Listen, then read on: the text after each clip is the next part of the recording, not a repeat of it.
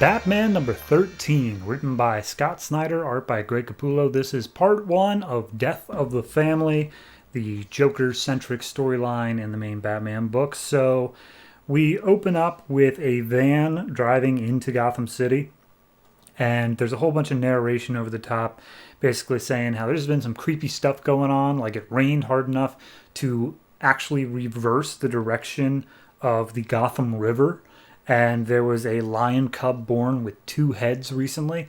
And yeah, it's just kind of crazy stuff going on. And we see that this narration is coming from Detective Bullock talking to Jim Gordon as they're just up on top of the roof of GCPD. And they're like, yeah, there's a lot of superstitious stuff. Whatever the next thing that's going to happen is, it's going to be big. So we better be prepared for that. And we find out that Jim has been holding a bet with his fellow detectives to find all of the places where he stashed his smokes over the police department, and he apparently was surprised that they found literally all of them. There's only one place back at home where he keeps his smokes that is left for him, in an attempt for him to quit. So the van pulls up to outside the GCPD, and a foot steps out of it, but then we see inside everyone's just going about their daily business as the lights kick off. Emergency generator kicks in, and Jim's like, all right, everything's fine. And as he looks towards the door, he sees the Joker. He sees him standing there in the doorway. And then the lights go back off again, and Joker starts telling a joke to each of the independent detectives. Like he says, like, all right, well, let's start with you. And as he makes the joke to each one of them, they keep on saying, like, screaming, no, please, no. And he's like, oh, what's the matter? You already heard that one? And then he snaps their necks. And finally, he makes his way to Jim. And he basically tells him, like, hey, look, I'm not here to tell you a joke. I've already told you plenty of jokes. I'm just here to get my face back. So then he tells him how the pack of smokes thing, he's like, oh, yeah, that's right. Your last pack of smokes, the one you keep under your mattress. I know, because I spend many a night there listening to you sleep. And so he's sufficiently freaked out, Jim, but at that point, the lights kick back on, Joker's nowhere to be found, and Batman's there. And he's like, where'd he go, man? What happened to him? And they look and see that the face is gone from the vault where it was being kept. So at this point, Bruce makes his way back to the Batcave, and he's talking with Alfred, and it's basically just like, yeah, he's been gone for like a year. That's a long time for him. I don't know why he was out, but now he's made a big dramatic return. But either way, I can beat him. This isn't going to be a problem. And Robin's sitting there listening, saying like, oh, well, you know, he's an old joke. Like, he's nothing to worry about anymore. He's clearly worn out his welcome. But why did he wait a whole year? And Bruce is like, I don't know, still working on it. And then they go through the whole family. They got Nightwing calling in, Red Robin calling in, Batgirl calling in. Batgirl's especially pissed because she's like, why didn't you tell me that he attacked my dad? And he's like, I thought your dad would have told you. Sorry, it's not my place to share. Anyway, at that point, a news broadcast starts kicking on, and we see that it's been hijacked by the Joker. And he's doing that thing where, like, it's Joker's arms, but somebody else's body. So Joker's just messing with the guy, but he's wearing Joker makeup. And he's reading off a teleprompter, basically saying that by the end of the night, the mayor's going to be dead. And he pulls out a gun, holds it to the guys who's giving the message his head, pulls the trigger. And it turns out that facial recognition says that's John Claridge, who is the son of the very first guy the Joker ever killed. And he went on TV and said that this guy's going to die by midnight. So for some reason, Joker's reenacting his very first crimes, and Batman doesn't know why.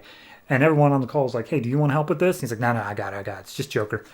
So cut to the mayor's office. Jim's already set up tons of security. And the mayor's like, hey, look, no one's getting in or out of this place. Can you all just, like, equip yourselves outside my office? And Jim's like, yeah, sure. All right, but I'll be back in like 5 minutes. So he goes to the elevator, and Batman's already set up shop there. And he's saying, like, look, I've run over this place. Everything's clean. There's no way the Joker's already been inside the mayor's office. And we're keeping good track of it. So I don't think that he's already done anything, but we'll keep an eye out for it. And we see that Batman's just working through it, thinking through, like, okay, why would he be doing this now? Why is he reenacting his former crimes? Like, what's going on? And then all of a sudden something clicks, and Batman's like, crap, he's doing something else. So Batman runs out, and it turns out that the mayor wasn't actually the target. It was everyone else. And all the police officers that Jim brought for security have been attacked by Joker toxin, where instead of making them smile, it's making them frown. And they run a chemical test on it, and turns out that it's a Joker toxin they've seen before, or at least a variation on it. But there are 3 extra chemicals in there that they're not familiar with, or at least don't have any purpose in the Joker toxin, and that's aspirin, ethane, and chlorine. And rearranged, that's ACE, Ace Chemicals. So Batman goes to Ace Chemicals, and standing there is Joker in his Red Hood outfit. And he's like, oh, isn't this just the perfect place for us to start all this again? I'm the Red Hood, and you'll dunk me in the acid, and we'll do this all over again. And at that point, he lays out his whole thing where he's like, Batman, here's the thing. You used to be strong on your own, but you're not anymore. You rely on too many other people. I'm going to take that away from you. I'm going to make sure you have no one left. So that way it's just going to be you and me doing this again. And so as he attacks Joker, a giant mallet comes down from the ceiling, knocks Batman into one of the chemical vats. Joker slams the lid shut and then starts filling up with chemicals. And turns out wasn't actually Joker inside the Red Hood outfit.